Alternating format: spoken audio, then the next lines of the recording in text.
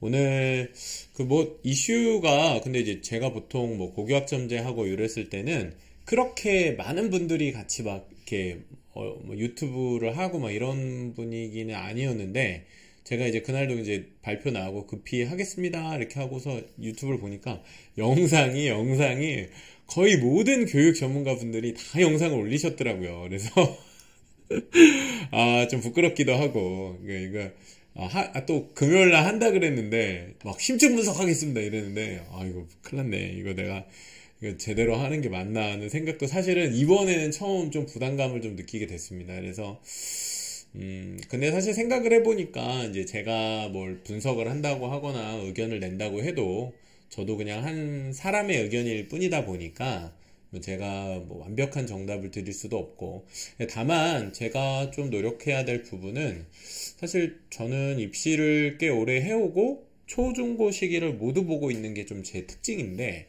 보통 입시가 당장 급한 사람들을 위해서 많이 얘기를 하게 되죠. 예를 들면 내년도 입시하면 고3들 위주로 설명을 하게 되니까 어머님들이 이걸 다 아시죠? 이렇게 얘기하고 넘어갈 수밖에 없는 상황에 있더라고요. 근데 오늘 심층 분석을 하겠다 이렇게 얘기하니까 거의 그동안 했던 얘기를 다 해야 되더라고요. 그래서 잘 이해시켜 드리는데 초점을 좀 두고 할 거라서 혹시 모르겠는 부분 있으시면 언제든지 또 질문해 주시고 그렇게 진행을 해 보도록 하겠습니다. 아, 오래 기다리셨습니다. 일단은 오늘 저희가 같이 해볼 부분은 심층 분석인데요. 심층 분석은 조금 자세하게 설명을 해드리는 거거든요. 여기 부분 한번 보겠습니다. 자, 일단은 정부 발표 보도 자료를 오늘 제가 한번 쭉 같이 읽으려고 했는데 그거 읽고 설명드리면은 1시간이 넘어가겠더라고요. 그래서 제가 오늘 같이 읽지는 못하는데 나중에 시간 되면 같이 읽는 컨텐츠는 따로 올리는 걸로 하고, 근데 꼭 읽어보셨으면 좋겠어요, 직접.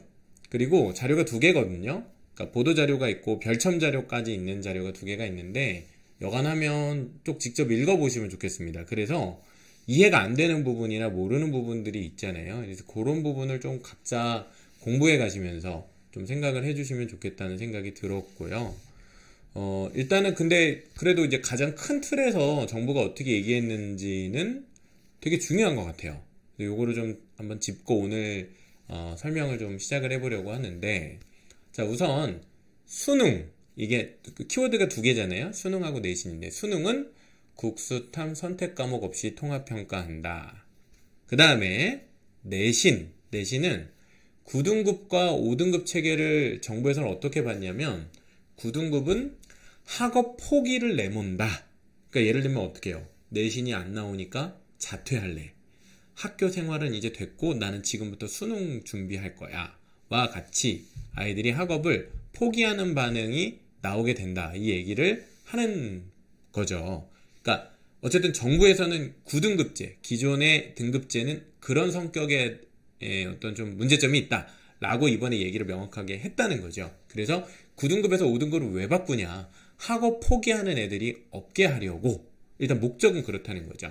그 다음에 이제 밑에 보시면은 4가지 핵심 설명이 나와 있는데, 첫 번째는 대입제도 개편안의 시안이다. 그래서 이거는 확정안은 아닌데 제가 지난번 영상 때 말씀드렸지만 저는 거의 확정안으로 봐도 무방하다.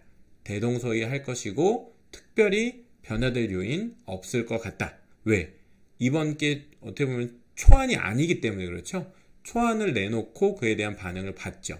자, 2번째, 수능과 고교 내신 체계를, 자, 저 포인트로 오늘 좀 말씀을 드릴 거예요. 선진형이라는 게 뭔지, 선택 과목에 따른 유불리 문제와 기형적인 내신 구조의 해소, 요거는 이미 다른 영상이나 아니면 이미 알고 계신 내용들이 많으셔가지고 저건 조금 이해를 많이 하고 계신 것 같습니다. 근데 마지막에 내신의 논서술 평가를 늘린다. 뭐 저는 아시겠지만 저 논술학원을 운영하고 있거든요. 그래서 뭐 사실 저는 저걸 되게 반겨할 사람인 것 같지만 사실 방식이 문제죠. 어떻게 저거를 대입할 건지. 단순히 평가를 막 강화한다고 해서 논술을 하게 되는 게 아니거든요. 그래서 이제 저런 부분은 이상과 현실의 차이도 있겠죠. 그래서 그런 부분들도 같이 한번 얘기를 해 보겠습니다. 요 구조를 오늘 설명뿐만 아니라 앞으로 대입제도 개편안 얘기를 들으실 때 큰 그림을 반드시 기억하셔야 돼요. 그래서 요게 지금 큰 그림입니다. 자, 대입제도 개편안이 어디에 있냐면 지금 여기 중간에 있어요. 그죠? 수능 개편, 대입제도 개편은 요 가운데 있는 2층이에요. 2층. 근데 2층이 있으려면 지금 교육개혁은 뭘 보고 생각을 하셨냐면 1층을 보셔야 돼요. 고교 학점제가 제대로 이행되기 위해서 혹은 그것이 제대로 이행된다는 목표 하에서 수능 개편이 있는 거예요. 수능 개편을 위해서 고교 학점제를 도입한 게 아닙니다. 순서를 정확히 기억하세요. 고교 학점제를 도입하고 제대로 운영해 보기 위해서, 그러니까 뭐 교육 선진화라든지 뭐 아이들의 어떤 뭐 진로에 맞는 교육 개편이라든지 이런 건 우선은 고교 학점제라고 하는 큰 화두를 먼저 정해놓고 그 위에 수능 개편안 혹은 대입제도 개편안이 들어온 겁니다. 따라서 고교 학점제와 수능 개편을 항상 같이 생각하셔야 돼요. 이 둘이 따로 놀기 때문에 문제가 많이 됐던 건데 지금부터는 고교 학점제의 정상적 혹은 성공적 운영을 위해 필요한 수능 개편안이 무엇이냐라는 초점을 가지고 이후 설명을 보셔야 야 이런 거 왜 하는 거야? 이런 얘기를 안 할 수 있게 됩니다. 따라서 이 맥락을 너무 모르시면 과거 제 영상들도 좀 보고 오시고요. 그 다음에 마지막 세 번째 단계가 아직 남았습니다. 이 변화의 3개 층 중에서 마지막 단계 꽃은 뭐냐? 결국 대학의 입장입니다. 대학이 어떻게 선발하겠다라고 하는 계획은 아직 안 나왔어요.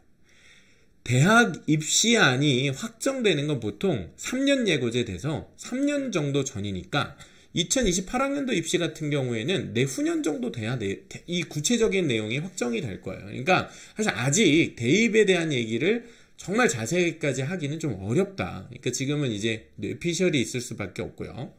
그런데 어쨌든 요 포인트, 수능 개편안이라는 것을 저 수능 개편안만으로 보시면 이해가 안 되시고 고교 학점제를 제대로 운영해야 하기 위해라는 전제 하에서 수능 개편을 어떻게 할 거냐, 요게 포인트라고 생각하시고 지금의 방식을 이해하셔야 됩니다. 그래야 의도를 이해할 수 있거든요. 안 그러면 이거 왜 하는지가 전혀 납득이 안 되실 수 있어요. 제가 이제 대입제도 개편안을 오늘 심층 분석하려고 들어가기 전에 댓글을 다 읽었습니다. 댓글을 다 읽고 평소에는 제가 댓글에 답을 다 다는데 이제 다 달지를 못하겠더라고요. 너무 많아가지고. 그래가지고 오늘 좀 많이 말씀을 드리되 좀 다른 분들도 동일하게 도움이 될 만한 질문들은 제가 오늘 좀 가져와 봤습니다. 그래서 그 질문들을 하나씩 읽어보면서 지금 즉문즉답처럼 빠르게 일단 궁금하신 것부터 해결해 드릴 수 있는 걸 먼저 해결해 드리려고 하고요. 그 다음에 심층 분석으로 가는데 제가 총 7개의 핵심 질문을 뽑아왔습니다. 근데 그 7개의 질문을 크게는 4개, 3개로 나눠볼 수 있어요. 모든 학생들에게 적용되는, 즉 학년과 상관없이 적용되는 질문들은 매크로한 질문, 그래서 요건 한 4개 정도가 있는데, 자, 변별 어떻게 할 거냐, 그러니까 내신 변별 같은 거죠. 변별력 어떻게 구분할 거냐. 두 번째 질문은 수능 과목 개편 이거 어떻게 대비해야 되냐. 세 번째, 그럼 고교 학점제는 이제 어떻게 되는 거냐. 네 번째, 그럼 대입 선발은 어떻게 되는 거냐. 요거 4개가 되게 큰 질문이에요. 그래서 저 큰 질문들이 있고, 그 다음에 마이크로하게 좀 작은 질문들을 한 3개 정도 생각해 봤는데, 첫 번째, 특목자사고가 유리해지는 거냐. 그 다음에 고교 선택 어디 해야 되냐. 중3 재수 불리해지는 거냐. 요 하반부에 있는 3개 질문이 되게 실천적으로 와닿고 당장 내가 고민해야 되는 질문이잖아요. 그래서 사실은 되게 중요하긴 한데, 그런데 오늘 저거를 다 하기는 너무 어려워요. 왜냐면 제가 심층적으로 설명을 해드리겠다고 하니까 설명할 게 너무 많더라고요. 그래서 제 생각에는 오늘 준비해 온 거를, 제 목표는 1시간 반 정도, 그러니까 12시까지 해서 챕터 1과 챕터 2를 할 건데, 자, 그러면은 우리 고교 선택 안 해주실 건가요? 중3 안에? 그거 아니고 앞부분에서 일단 Q&A를 먼저 한번 할 거예요. 거기서 한번 설명해드리고 그 다음에 자세히 푸는 걸 뒤에서 하겠다. 자, 먼저 제가 설문조사를 하나 해봤어요. 이거 라이브 하기 전에. 저는 사실 솔직히 좀 긍정적인 편입니다. 저는 지금 이 변화를 그래도 직전에 있는 안보다 훨씬 좋아요. 1학년 상대평가, 그 다음에 2학년부터 절대평가해서 그 고1들 거의 죽어나고 중학생 난리 나겠다라고 제가 이제 분석을 했는데, 저는 그게 진짜 너무 걱정됐거든요.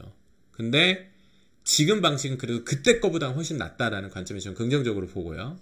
그러니까 지금 게 완벽하다는 얘기가 아니라 직전에 발표했던 고1 상대평가, 고2, 3 절대평가 이거는 진짜 하면 안 되는 거였거든요. 근데 이제 그거는 좀 아니게 됐기 때문에 저는 좋다라고 보고요.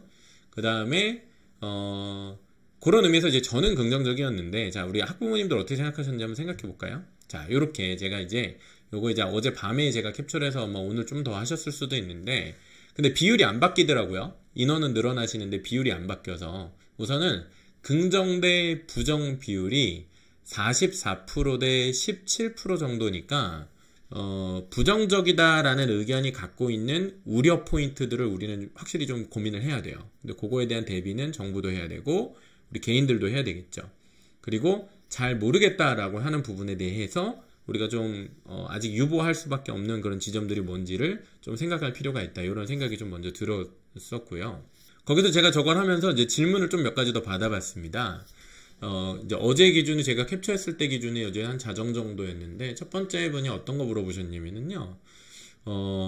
중2 학부모님이시고 문이과 공통과목으로 수능이 치러지는 것으로 이해했는데 맞죠? 28년 대입에 있어서 외고 진학이 그럼 유리해지냐 불리해지냐, 이거 그러니까 앞에 있는 조건하고 뒤에 있는 값에 이 갭이 좀 있어요. 근데 어쨌든 공통과목이다 라고 하는데, 자, 일단 자녀분이 외고로 가려고 하시는 것 같아요. 근데 외고면 아무래도 이제 문과 학생들이겠죠.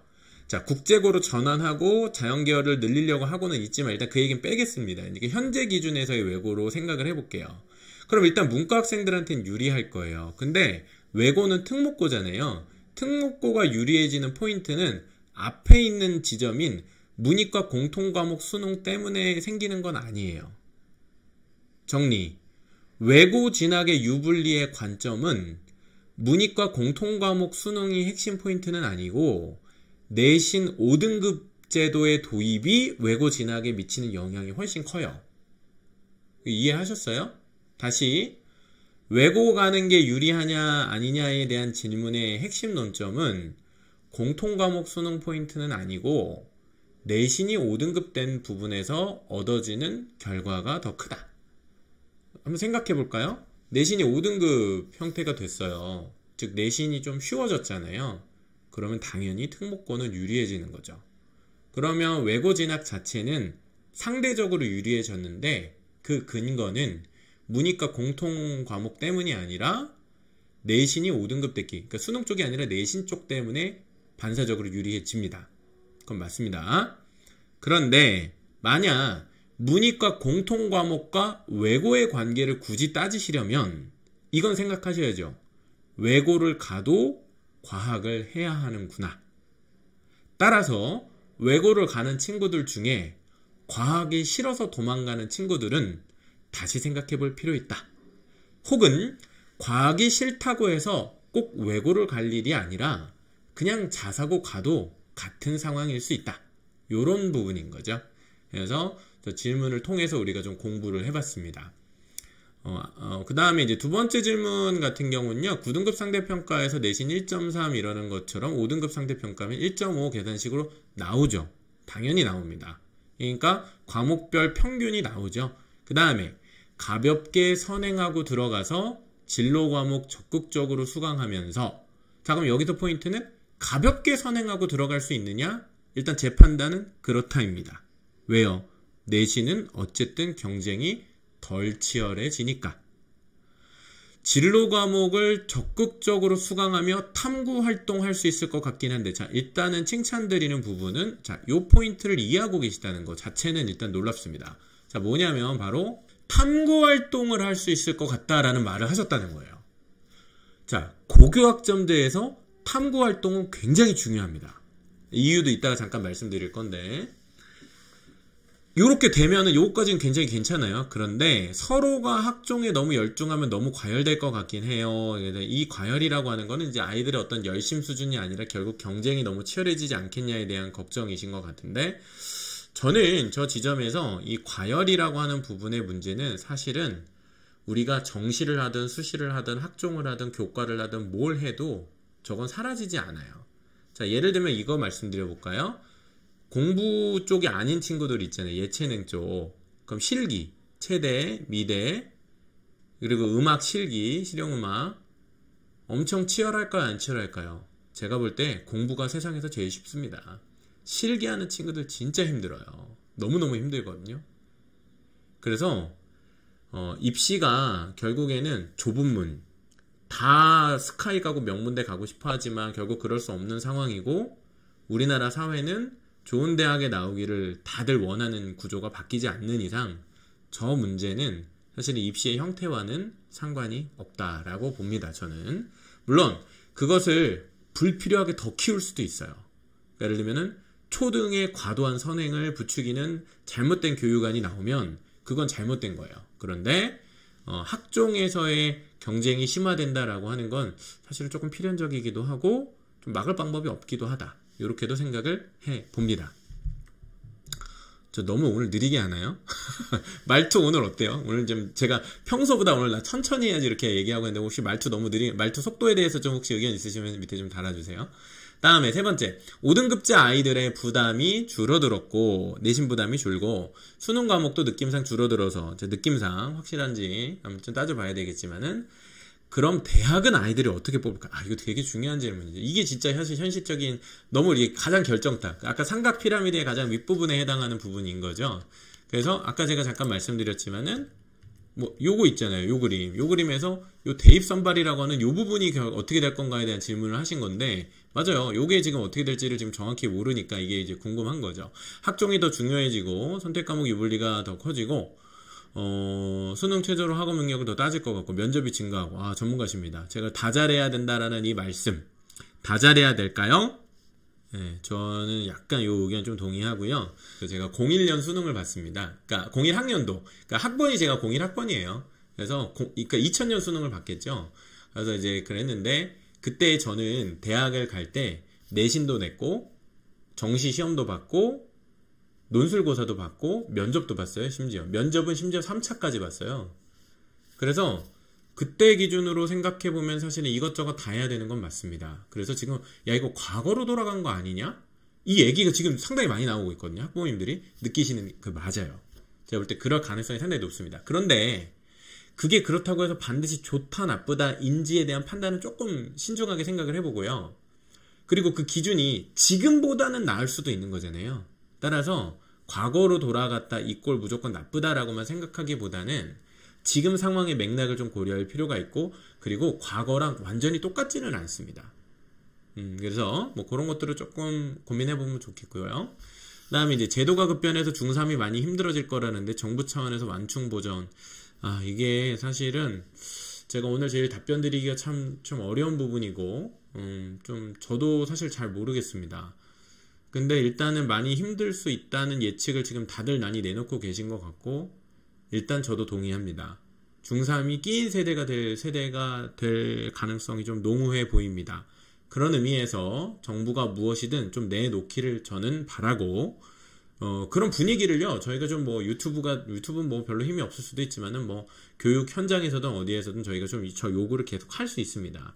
그리고 중3들이 이제 그러면은 좀 구제되거나 아니면 조금은 유리해질 수 있는 방안들에 대해서는 저희가 좀 복잡하게 고민을 해봐야 되는데, 사실 저거는 정부만으로는 좀 힘듭니다. 정부 혼자서 도와줄 수는 없고 대학이 같이 도와야 됩니다. 네. 대학이 좀 같이, 그러니까 아까 입시한 얘기를 제가 잠깐 해드렸는데, 근데 솔직히 구제책을 낼 수는 없을 거예요. 왜냐면 구제책을 내면 이거 역차별이라는 얘기가 또 나오게 됩니다. 그렇기 때문에 중3만을 위한 어떤 혜택을 내놓을 수는 없지만 어떤 형태로든 대안이 좀 필요하다. 중3들은 조금 어렵다. 이 관점이 저는 동의가 되고요. 그래서 그 질문 딱 4개 봤는데, 와, 4개가 너무 좋은 질문들인 거예요. 공부 포인트를 다 담고 있어. 그래서 오늘은 제 얘기하기보다 이 질문들에 답변 드리는 거에 초점을 계속 맞추고 일단은 오늘 1부를 진행하려고 합니다.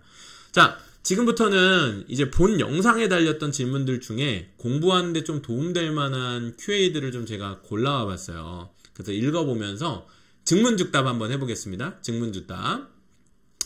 자, 저 이제 아이디 못 읽겠어요. 그래서 금요일 방송 참여하시는데, 대입방안이면 이과형 아이 과중반 들어가는 게 유리한지 일반반이 유리한지 원장님 의견 듣고 싶습니다. 저의 지금 판단은 유리하답니다.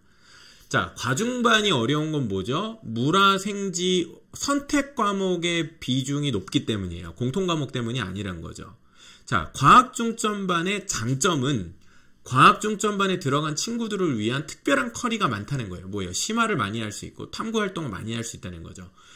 그리고 좀 이제 학업 분위기가 좀 좋겠죠? 그런데 들어갔을 때 단점이 뭡니까? 과학 실수가 너무 많다는 거예요. 심지어는 투과목을 해야 되거나 과학의 단위수 자체가 너무 많아서 과학 부담이, 내신 경쟁에 부담이 되죠. 근데 지금 선택 과목이 어떻게 됐습니까? 5등급제로 바뀌면서 내신 부담이 경감됐죠.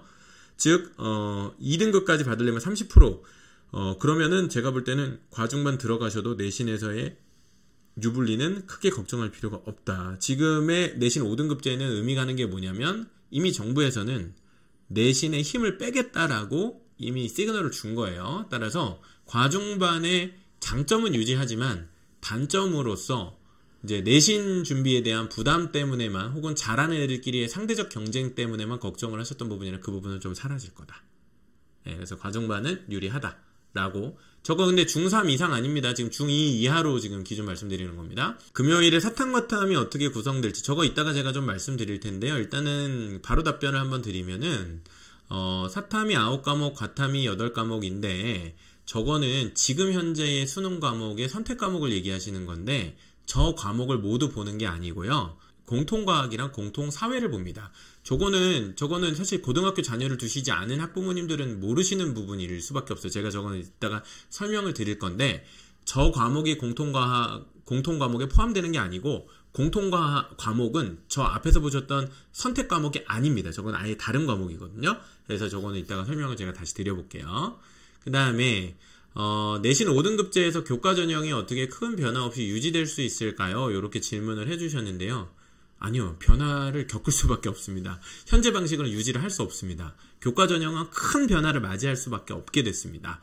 근데 교과 전형 어차피 변화가 예고돼 있었어요. 왜냐면 직전 안에 어차피 2, 3학년 절대평가하고 상대 등급 안 준다고 했잖아요. 그러면 교과 전형은 유지될 수가 없었습니다. 애초에. 그렇기 때문에 5등급제 와도 교과는 변화를 크게 겪을 수밖에 없다. 자, 그런데 교과 전형이 중요한 학교는 사실은 인서울에 있는 상위권 대학들보다는 왜냐면 이제 거기도 있긴 하지만 그건 추천 전형에 가까운 아주 최상위권 학생들 위주였는데 사실은 지방 쪽 특히 국립대학들 문제가 될 수 있고요. 그리고 교과 전형이 또 아주 중요한 그 대학이 있죠. 어느 대학입니까? 교과 전형이 중요한 대학. 바로 의대였죠. 의대의 입시 전형은 크게 변화를 맞이할 수밖에 없습니다. 의대가 교과 전형이 거의 수시 전형의 절반 정도 해당한다고 봐야 되는데 그러면 교과 점수에 최저 맞춘다. 이게 이제 의대 합격의 하나의 경로거든요. 특히 일반고 출신들 저게 완전히 바뀌겠죠. 예상을 해보면 결국 상대적으로 종합전형의 평가 방식이 중요해지니 일반고 학생이 자 이렇게 생각해 보자고요. 일반고 나왔어. 우리 학교는 비교과가 잘 안 돼. 그래서 내신만 잘 따면 돼. 근데 수능이 좀 어렵네? 그러면 최상위권 학생인 일반고 학생이 의대를 가기 위해서 내신을 높게 따놓고 수능에 집중하고 있던 형태로 공부를 하는 친구들이 있었고 특목자사고 친구들은 내신은 좀 낮아서 교과 전형이 아니더라도 종합전형으로 준비해서 비교과 탐구활동 많이 하고 심화 많이 하자 이렇게 해서 갔단 말이죠. 근데 거꾸로 이쪽은 최저가 많이 없었어요. 다시 정리. 이거 좀 어렵다. 자, 의대인데 의대는 크게 정시, 수시 있는데 수시만 놓고 보면 두 가지 경향이 있어요. 일반고 친구들은 내신을 교과 전형으로 준비하고 수능 최저를 본다. 그 다음에 특목자사고 친구들은 교과가 아니라 종합전형으로 준비해. 내신은 좀 불리하니까. 그러니까 교과 외의 활동, 교과 내신이 아니라 교과 외에 있는 생기부하고 그 다음에 수능 최저는 좀 없어요. 그러니까 면접이라든지 이런 게 좀 중요했던 유형으로 이렇게 의대의 수시 전형이 양분돼 있거든요. 이 구도가 바뀔 겁니다. 아마도 같이 경쟁하는 구도가 늘어날 수 있겠고 경우에 따라서는 내신만 좋았던 일반고 학생들의 의대 수시 진학은 불리해질 수 있다. 정도 예상을 해볼 수 있을 것 같아요. 이것도 뭐 입시 전형이 나와봐야 알지만 의대에는 저 교과 전형의 영향이 좀 클 것이다. 자, 네 번째. 이런 변화는 초등생을 대상으로 해야 되는데 왜 중2에 집착하는지 모르겠어요. 따봉을 한 10개 드리고 싶습니다. 전 너무 동의하고요. 항상 치이죠. 초등부터 과학머리, 사회머리 치우쳐지게 공부한 애들 꽤 있을 텐데 너무너무 중요한 지적이십니다. 왜요? 우리가 입시안을 선택형으로 짜놓고 입시를 치러왔기 때문에 어려서부터 선택과 집중이 중요하다라고 가르쳐왔어요. 학부모님들도 그렇게 인식했고요. 그런데 지금 통합으로 바뀌었고 위를 바꿔놨죠. 입시를. 근데 초등생들은 근데 사실 변화는 초등생 때 다 잡혀야 되거든요. 과학은 엄청 좋아하는데 사회 엄청 모르고, 사회 엄청 좋아하는데 과학 모르고, 요런 친구들을 지금 잡아줘야 되는데, 저 지적 너무너무 중요한데, 근데 지금 이제 아시겠지만은 초등학교가 지금 정말 어렵습니다. 초등학교 상황이 뭐가 어렵냐? 지금 초등학교 선생님들이 너무 힘드세요. 초등학교 선생님들이 교육에 집중할 수 있는 환경이 지금 전혀 못 되고 있어요. 그 지금 뭐 이건 좀 어쨌든 논점이 좀 벗어났는데 이게 다 아시잖아요. 지금 초등학교 선생님들이 지금 겪고 있는 어려움들이나 문제. 근데 그게 자꾸 초등학교 학부모님들하고 교사하고 자꾸 대립하는 구도로 보시면 안 돼요. 우리 애들을 사교육 맡기지 않고 학교 내에서 잘 케어해고 가르쳐 주실 수 있는 분들이 그 선생님들이시거든요. 아시겠어요, 요거? 네, 그래서 저 부분 굉장히 중요한 부분이고, 저거는 진짜 초등교육 관련한 고민은 저는 훨씬 많아져야 된다고 봅니다. 그러니까 입시 쪽으로만 자꾸 흐르지 말고 과정이 있어야 되는데 그 과정에 대한 부분, 저는 어쨌든 저건 뭐 지금 제가 할 수 있는 얘기는 아니지만 저거 너무너무 중요한 얘기여서 공감한다고 말씀드렸고요. 자, 다음에 시골 사는 중이 엄마 고민해야 되네요. 특목자사고 유학을요. 내신 변별력이 낮아지니 수능까지 대비할 학교를 찾을 수밖에 없게 되네요. 즉 내신으로 어필할 수 있는 가능성이 줄어들고 비교과나 수능을 대비할 수 없는 지역에 있다라고 여기시면은 현재 상황이 그렇게 즐겁게 느껴지지는 않으실 것 같습니다. 시골 지역에 있는 평범한 일반고라고 하면 내세울 게 내신밖에 없을 수도 있거든요. 저는 이 부분에 대한 보완은 좀 필요하다고 봅니다. 그 방식은 근데 내신 등급 방식이나 대입 전형 그걸 바꾼다기보다는 대입 전형을 바꿀 수 있는데, 예를 들면은 기회균형 제도의 확대를 고민해 볼 수 있습니다.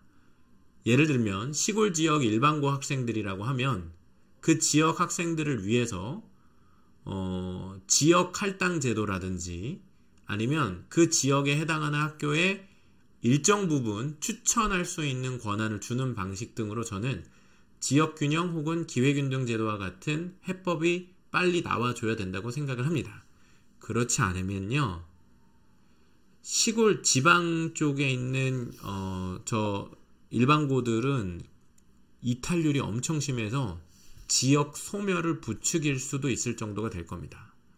따라서 저 문제는 지자체, 지방대학, 국립대, 정부가 함께 나서서 좀 해결을 해야 되는 문제인데, 현 시점에서 저 고민은 굉장히 공감이 좀 가는 고민이긴 합니다. 어려운 고민이죠. 네. 다음입니다. 이전 영상, 제가 이거 되게 현실적으로 되게 잘 지적해 주셨는데, 제가 채널이 많이 성장하게 됐던 게 사실 고교학점제 영상 때문에 그랬는데, 제가 고교학점제 분석 영상 중에서 최근에 그 내신 방식 때문에 좀 제 영상을 많이 보신 것 같아요. 그러니까 뭐냐면, 고1 상대평가, 고2, 3 절대평가. 그 영상은 이제는 그렇게 중요하지는 않게 됐습니다. 근데 저는 보시라고 말씀을 드리고 싶어요. 왜 그러냐면 맥락을 보시는 게 중요하거든요.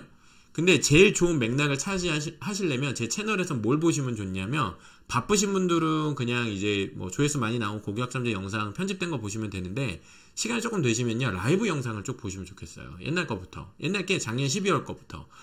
그러면 이게 맥락을 쭉 보실 수 있어요. 그래서 제가 거의 올해 한 6월 정도까지는 이 부분을 완벽히 제가 다 교육시켜 드리려고 진짜 차근차근 다 얘기했거든요. 뭐 예를 들면은 예전에 뭐 정부 예를 노무현 정부 때부터 뭐 이명박 정부 때부터 어떻게 이게 입시안이 바뀌어왔는지 그 설명도 제가 했었고, 학생부 종합전형 자체가 뭔지도 설명돼서 그런 기본 설명도 다 해놨는데, 그래서 혹시 아직 입시에 대해서 막 빠삭하신 형태가 아니시면은 이전 영상들부터 천천히 시간 두고 좀 시간 나실 때 제 영상들을 보시면서 좀 공부해 주시면 좋을 것 같습니다. 그 다음에는 이제 중2 학부모님 원장님이신데 정시 비율에 대한 얘기를 해주셨어요.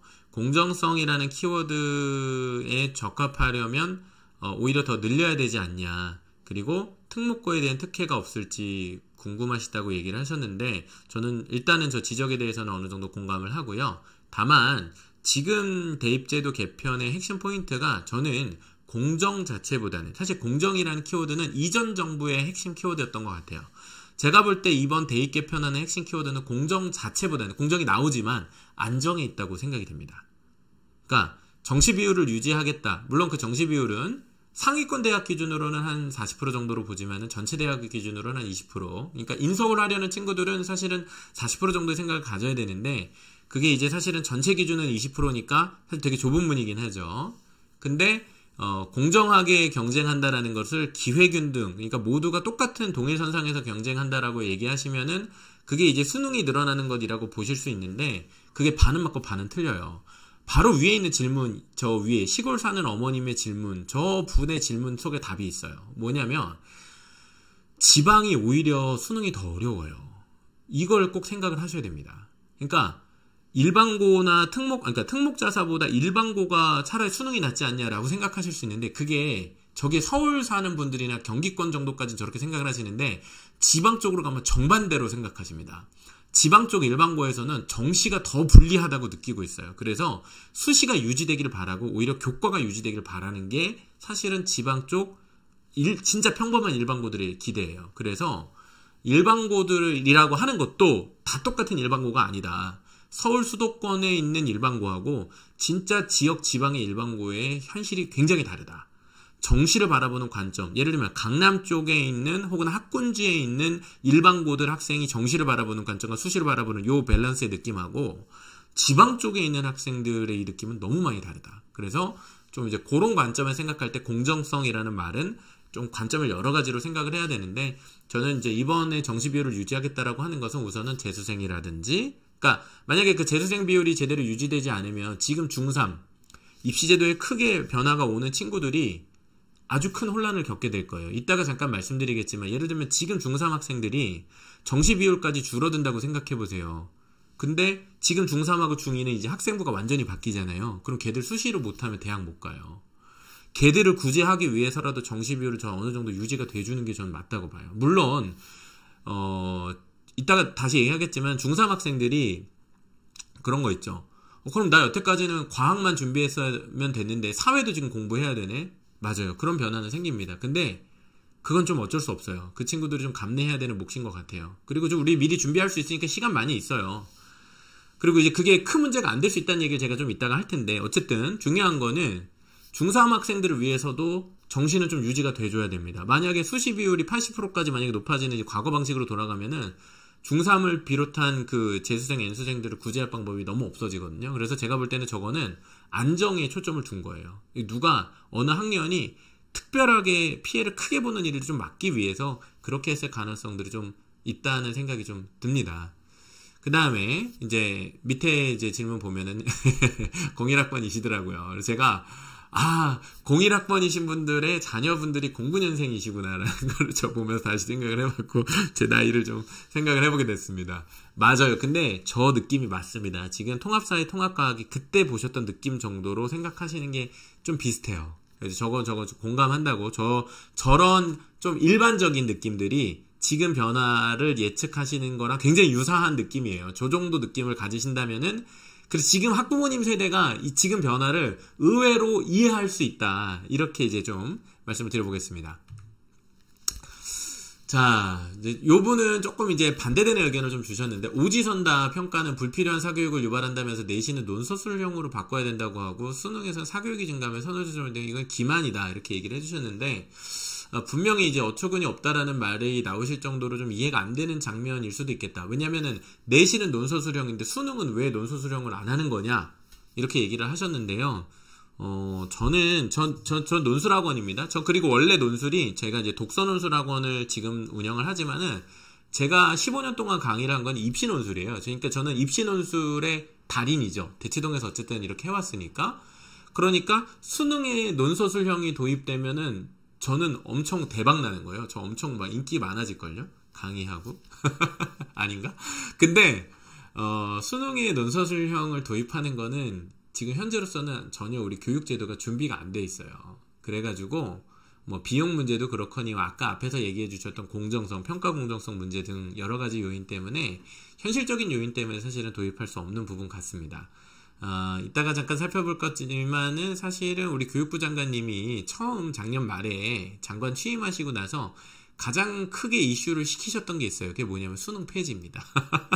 수능은 폐지돼야 된다 이런 얘기를 하시면서 그 근거로 얘기하셨던 게 저 오지선다, 객관식, 답이 정해져 있는 저런 문제들은 이제 앞으로 미래형 교육에 도움이 되지 않는다 이 얘기를 하셨었거든요. 그러니까 저는 이조 장관님은 저거를 지지하신다고 봐요. 그런데 지금 그것까지 하기에는 고교학점제, 대입 개편안 다 바꿔야 되는데 너무 많은 변수들을 고려하기 힘들고 안정을 유지해야 되기 때문에 그 안정을 유지할 수 있는 근거가 필요해요. 그래서 제가 볼 때는 수능에 논서술형이 못 들어온 것 같습니다. 뭐 제 추측입니다. 다음에 이제 고교학점제는 절대평가가 안 되면 의미가 없다고 생각한다는 말씀 저는 충분히 공감합니다. 그런데 5등급제가 됐잖아요. 저는 5등급제는요. 완화된 상대평가로서 절대평가에 준한다고 봅니다. 뭐냐면 절대평가가 A, B, C, D 등급제로 나눴을 때 단순하게 20%까지 나눈다고 보면 B그레이드가 40% 정도까지도 될 수 있잖아요. 그런데 솔직히 현실적으로 우리 학교 교실에 아이들이 25명, 20명 정도 있다고 해볼 때 그 중에 실질적으로 대학에 정말 치열하게 경쟁하면서 공부하는 애들은 50% 절반 정도 된다고 보시면 됩니다. 따라서 50%의 실질 인원들 중 30% 내지 40% 정도가 B그레이드 혹은 2등급 맞을 수 있다고 하면 그 둘은 사실은 체감상 그렇게 차이 없습니다. 그런 의미에서 5등급제로 완화됐다라고 하는 건 제 느낌에는 평가가 아예 없어지면 모를까 절대평가라도 존재했다면 절대평가의 비중과 굉장히 비슷한 수준을 저는 경험적으로는 가져올 거라고 교육 현장에 있는 사람의 입장으로서는 저는 예측을 하기 때문에 저는 절대평가가 꼭 안 되더라도 5등급제는 충분히 그 정도 효과를 낼 수 있다라고 예상을 합니다. 그 다음에 고등학교 선택이 개편된 수능에서는 어디가 유리할까요? 이거 굉장히 이제 중요한 질문이죠. 개편된 수능에서 단순하게 얘기하면 지금 수능 구조랑은 사실 상관은 없습니다. 그냥 대신에 학군지나 교육열이 좀 높은 지역 혹은 그런 학생이 많이 모여있는 게 특목자사고라고 전제해 볼 때는 그런 쪽이 좀 더 유리해질 겁니다. 근데 이거 잘 생각하셔야 됩니다. 수능이 유리하다는 게 그냥 가면 내가 똑같이 노력해도 점수가 잘 나온다는 얘기가 아니고요. 학군지 가면 그만큼 공부 열심히 해야 되고요. 특목자사 가면 그만큼 공부량이 많아질 겁니다. 근데 공부 많이 할 작정을 가지고 수능을 잘 보겠다 생각을 한다면 열심히 하는 애들 중심으로 가는 게 좋겠죠. 그리고 그런 공부를 시키는 분위기가 있는 학교에 가야 애들이 공부를 하겠죠. 그 다음에 중3아이인데 재수하면은 수시에서는 좀 많이 불리함이 생길 것 같고요. 정시에서는 문과 공부, 사회과학 공부 하셔야 될 겁니다. 그러니까 사회 과목 공부하셔야 되죠. 근데 이따 말씀드리겠지만 그 사회가 엄청 어려운 사회가 아니에요. 공통사회입니다. 고등학교 1학년 때 배우는 사회거든요. 따라서 공부해야 되고요. 지금 중3이시잖아요. 그러면 지금부터 사회 공부 좀 시키세요.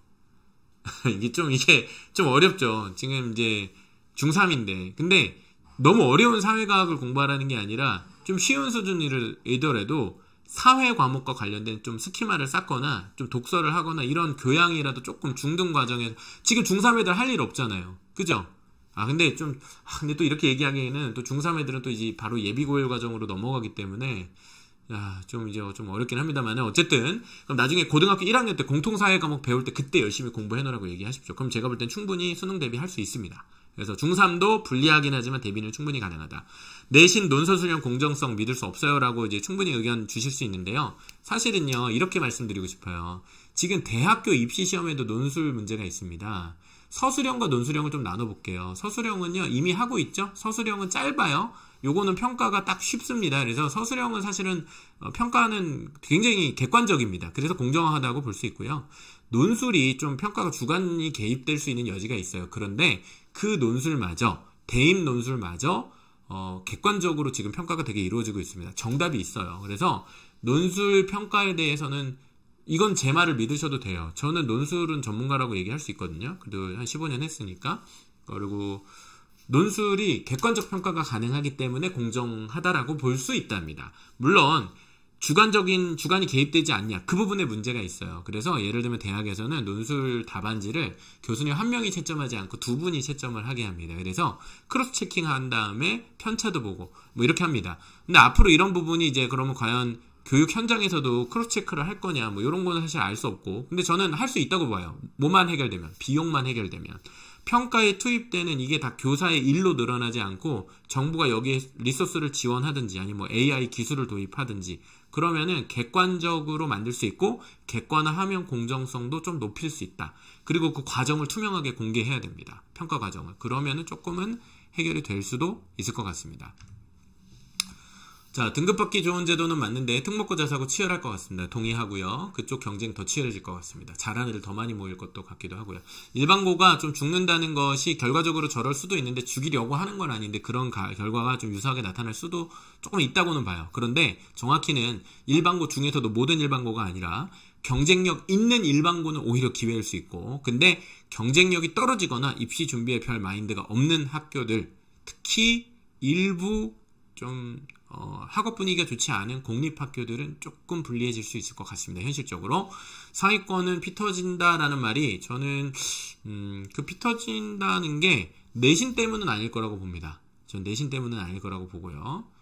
왜냐면 지금 1, 2등급 맞는 애들은 손쉽게 1등급을 맞을 텐데 사실 진짜 제일 열심히 하는 애들은 지금 1, 2등급 하는 애들이거든요. 걔들은 좀 덜 해도 돼요. 그 사이에 딴 걸 할 수 있겠죠. 그럼 지금 3, 4등급 하는 애들이 더 피 터지게 할 건가? 그러면 좋겠지만 사실 그런 일을 그래서 지금 기준으로 3등급, 4등급 맞던 애들도 앞으로는 2등급 맞게 될 수 있는데, 그렇다면은 내신 경쟁은 저는 좀 완화된다가 큰 방향이지 않나라고 예상합니다. 자, 그 다음에 수능 개편안이 좋은지 고1 과정으로만 보면은 고2, 3 과정보다 1학년 과정으로만 결정이 되는 거냐? 일부 그렇고 일부 그렇지 않습니다. 이따가 말씀드려볼게요. 과목 때문에 그런데요. 그 다음에 수학 과목에서 미적분을 빼는지 저는 동의합니다. 저도 이거 왜 빼는지 모르겠지만, 근데 이거 집어넣으면 이제 문과 쪽 확통만 했던 아이들이 엄청 이제 좀 반발이 크겠죠. 미적분 원은 수투니까 따지고 보면 현재 미적 기하는 빠지고 확통만 남는다는 거. 저 부분 모르시는 분들도 좀 계시잖아요. 중요한 부분의 지적이죠. 수원 수투 정도의 쉬운 미적은 들어가지만 사실 이과 학생들이 정말 어려워하고 또 중요하게 배워야 되는 진짜 미적분은 사실은 지금 빠지긴 빠졌죠. 뭐에서? 공통 과목에서, 필수 과목에서. 그런데 선택 과목으로는 저는 들어올 것 같아요. 자, 요것과 관련해서도 제가 견해가 있는데 좀 미리 말씀드리면은 저는 이렇게 생각을 합니다. 지금 대학에서 기대하는 건요, 미적분 1등급 맞는 애가 미적을 잘한다라기보다는 미적을 기본 개념이라도 제대로 익히고 오는 애들이 있기를 바랄 겁니다.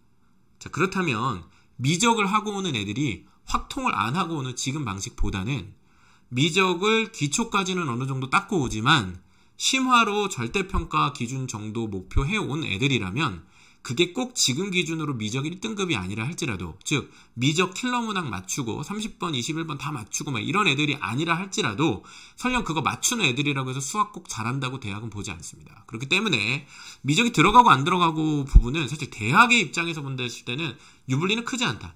하지만 오히려 기하 확통을 안 하고 미적만 하고 온 이과 애들이 오는 걸 대학은 더 싫어합니다. 그렇기 때문에 공통 과목은 아니지만 선택 과목으로 지정할 가능성을 저는 높다고 봅니다. 개인적으로. 왜? 필요하니까. 이건 변별을 위해서가 아니라 대학 교육을 받기 위해서 필요하니까. 그러면 그 교육은 최소한의 성취를 가지고 오기를 기대하는 것이지 그걸로 1등급 한 애가 우리 대학이 원하는 애야 라고 생각하지는 않을 거라고 생각합니다. 그런데 지금의 수학 방식의 선택 과목 방식에서는 미적에서 1등급 받으려고 확통과 기하를 아예 버려요. 그러면 그 아이들을 어떻게 대학에서 가르칩니까? 의대, 이과 애들이 미적분 1등급 맞고 왔는데 확통을 하나도 몰라요? 교육할 수 없습니다. 의대 논문의 가장 중요한 방법론은 통계입니다. 통계를 이해하지 못하는 애들이 이과에 간다고요? 자, 기하를 안 했는데 공대를 간다고요? 말이 안 되는 겁니다. 따라서 저는 공통과목 기준으로 가는 게 확통을 가르치게 하는 게 저는 이과 애들을 위해서도 필요하다고 생각을 하고요. 근데 그 미적의 심화를 하지 않았다? 그럼 과연 그 심화가 무엇을 위한 심화냐? 대학에 대학에 들어가기 위한 수능 시험에서의 변별을 위한, 줄 세우기 위한 영역으로서의 심화는 없어지면 변별은 어려워질 수 있겠죠.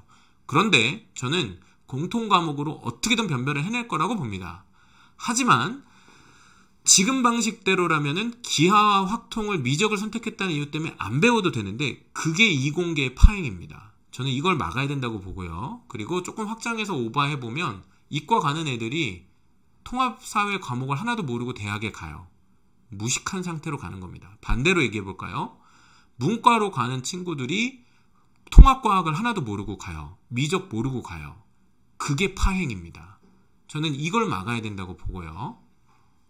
자, 문과 쪽도 경영경제 가는 친구들 심화수학 선택 과목으로 지정될 수도 있을 겁니다. 저는 필요하다면 해야 된다고도 봅니다. 자, 이와 같이 한 측면에서 보면 저 이야기는 아이들의 학력을 저하시키는 문제처럼 보일 수 있지만 우리가 직전까지 선택형 수능으로 아이들에게 너 이거 안 해도 돼 라고 어른들이 잘못 가르쳤기 때문에 그걸 바꿔놓은 건 정상입니다. 저거는 정상화라고 저는 봅니다. 그리고 그거는 반드시 해야 되죠. 그리고 이제 심화 과목 종류에서 이제 그게 미적 2하고 기하를 같이 보게 할지 아니면 그 과목도 분리시킬지 뭐 그런 건 좀 지켜볼 일일 것 같은데요. 다만 선택 과목을 한 과목만 봐야 된다는 조건 때문에 좀 그럴 수 있는데 그럼 뭐 A, B형이 있을 수도 있겠죠. 미적만 있는 선택 이런 것들도 좀 고민해 볼 만한데 뭐 어쨌든 경영경제 문과 애들한테 심화 수학 시키는 거는 제가 볼 때는 가능성이 높지는 않은데 이과 쪽 가는 친구들한테 심화 수학은 저는 아마 시킬 것 같고요. 대신 그 기대치는 절대평가 상대평가 1등급을 기대하는 게 아니라 일단 최소한은 알고는 와라. 그러면 절대평가 기준, 자, 지금 우리 영어 절대평가 보시잖아요. 근데 절대평가 1등급 기준 90점 넘기는 정도 수준 나온다? 그러면 선택과목 기준으로 한 45점, 40점 이상만 맞아도 된다? 그 정도 기준은 나올 수 있다. 그리고 그 정도 공부해오면 대학에서는 문제 없다고 느낄 거예요. 왜? 지금이 그것만 수준이 못 되기 때문에 그렇습니다.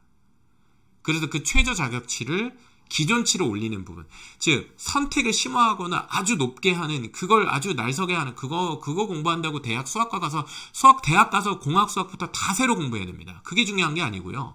기본은 알고 와야 되잖아요. 근데 기본을 지금 몰라서 대학이 지금 굉장히 어려움에 빠졌어요.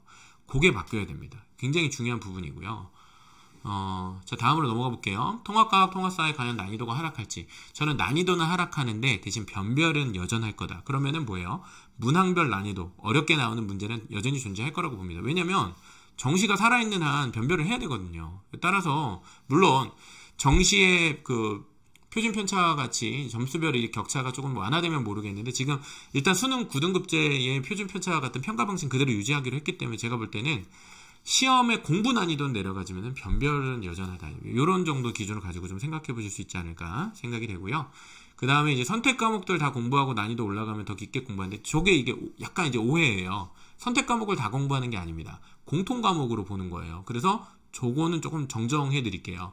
선택 과목을 다 공부한다면 훨씬 많이 해야겠죠. 맞습니다. 근데 공통 과목 보는 거거든요. 선택 과목을 다 하는 게 아니고 공통 과목이다. 중3은 재수하면은 정시 저거는 조금 중3이 수시로 재수하기는 제가 볼 땐 좀 한계는 있을 것 같은데 그에 대한 보완책들은 대입 전형까지가 나와봐야 정확히 알 수 있을 것 같습니다. 중3 학부모인데요. 특목고 일반고 고민 중이신데 오히려 일반고로 가서 내신 잡고 재수 없이 입시를 해야 되느냐. 이게 진짜 되게 전략적인 고민을 하시는 건데 일단은 제일 결론만 놓고 봤을 때 재수 없이 입시를 준비하는 거는 일단 모두가 바라는 건데 현실적으로 보면 사실 좀 그렇지는 않잖아요. 저는 오히려 이렇게도 생각할 수 있지 않을까 싶습니다. 재수까지 생각했을 때 특목고 가는 게 유리한가요? 일반고 가는 게 유리한가요? 이렇게 생각을 해볼 수도 있지 않을까 생각하는데 중3이 재수한다면 아마 정시를 준비해야 될 겁니다. 그렇다면은 정시에 대한 가능성을 좀 높게 보고 대학 선택을 고려하시라. 이렇게 말씀드리겠습니다. 즉 현재 입시 기준으로 수시로 원하는 학교에 가서 재수를 안 할 확률은 한 10%입니다. 자, 뒤집어서 얘기하면 강남 지역 대치동 같은 경우는 수시로 대학을 가도 불만족스럽기 때문에 재수하는 비율이 90%에 육박하죠. 그렇기 때문에 내가 상위 10% 정도 돼서 원하는 대학으로 만족할 수 있겠다 싶으시면 수시로 재수 없이 가는 목표를 가지시고요. 그렇지만 중3 학부모님인데 목표는 있지만 우리 애가 수시로 그러니까 고등학교 내신에서 1등급에서 2등급 내를 확보하기 좀 어려울 것 같아라고 하시면은 현실적으로 차라리 재수를 고민하시면서 입시 계획을 생각하시는 것도 역발상으로 필요하지 않을까라고 생각이 됩니다. 자, 그 다음에 자사고 외고 과학고가 유리할 수밖에 없냐? 조금 유리해지는 분위기가 아무래도 좀 더 강화될 거는 같습니다. 근데 사실 이것은 지금 개편한 때문만은 아니고요. 이제 고교학점제가 도입된과 동시에 좀 이미 어느 정도 예상을 하고 있었던 부분인데 다만 과학고 같은 경우에는 수능과 수능을 중심으로 하는 정시하고 수시, 입시하고 놓고 봤을 때 과학고는 확실히 수시가 유리하고 정시는 대비하지 않는 것이 일반적입니다. 따라서 지금 정시 비율이 유지하기로 했기 때문에 과거가 고교 학점제 대비 수시 전형에서 유리한 건 맞지만 수능에서도 유리할지는 지켜봐야 될 일입니다. 물론 수능 공부가 비교적 쉬워지거나 대비의 부담이 적어진다면 과학고에서도 수능을 잘 보는 친구들이 나올 가능성이 보다 높아진다라고 볼 수도 있겠습니다만은 과학고는 생각보다 수능 공부할 시간 자체가 없습니다. 조기 졸업하는 친구들도 있고요. 그렇기 때문에 수능하려고 과학고 가는 친구는 없듯이 애초에 수시 계열과 정시 계열의 목표치가 다를 수 있고 정시가 유지된다고 한 이상 특목고 내에서도 정시 위주에서 양쪽에서 양방치기 모두 성공하는 애들은 많지 않을 수 있다. 그런데 전국 단위 자사고 같은 데들은 좀 얘기가 다르죠. 예를 들면 하나고랑 외대부고 같은 경우에는 양쪽을 다 잘하는 학교들이기 때문에 아마도 양쪽에서 어느 정도 경쟁력을 확보하거나 그것이 강화될 수도 있다라고 봅니다. 뭐 그런 것들은 조금 이제 좀 나중에 좀 더 자세히 풀어봐야 될 부분인 것 같아요. 외고 1등급의 폭이 넓어진다. 그 외고 1등급이 많다는 거는 내신 때문에 외고에서 불이익 당한 애들이 줄어든다. 따라서 외고에서의 내부 경쟁은 덜 치열하다. 대입에서 유리하다. 이렇게 해석할 수 있죠. 사회과학 모두에서 학원으로 더 몰리겠다라고 단순히 생각하실 수 있는데 자 지금부터 이렇게 고민해 봅시다. 사회과학 모두 했지만 우리는 과연 전 이제 01년도에 수능을 봤는데 01년도 수능 볼 때 사회랑 과학 학원 다니셨습니까? 일단 저는 안 다녔습니다. 사회와 과학이라고 해서 모두 학원을 가야 된다라는 공식에 스스로를 집어넣는 순간 그렇게 의존하게 됩니다. 가지 않고 공부할 수 있는 방법은 그래서 중학교랑 초등학교 시기를 들여다보셔야 됩니다.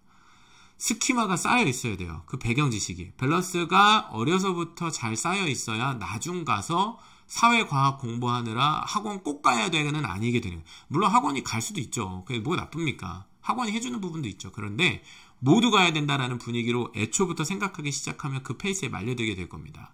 그 다음에 이제 과학을 좋아하는데 외고 가는 것. 저는 이제 이런 부담은 이제 앞으로 좀 줄어들겠죠. 그리고 오히려 좀 유리해질 수도 있겠죠. 그런 생각들 해볼 수 있을 것 같고요. 자, 이제 이상입니다.